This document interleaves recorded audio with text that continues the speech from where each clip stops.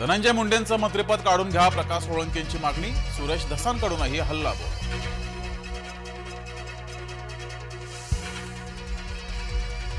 आरोपींना फाशी झालीच पाहिजे, अन्यथा उपोषण करणार. खासदार बजरंग सोनावणेंचा इशारा. संतोष देशमुखांना न्याय मिळेपर्यंत मागे हटू नका, मनोज जरांगेंचं मराठ्यांसह सर्वांना आवाहन.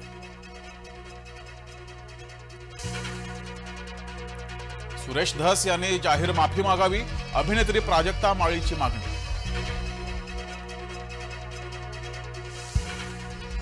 जितेंद्र आव्हाड बीडमध्ये द्वेष पसरवला आले, रुपाली ठोंबरेंच्या आरोपानंतर आव्हाडांची सायबर सेलकडे तक्रार.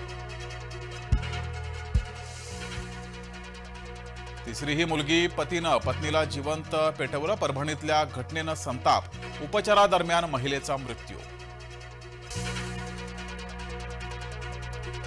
कोकणचे समुद्रकिनारे फुलले, सलग सुट्ट्यांमुळे पर्यटकांची गर्दी.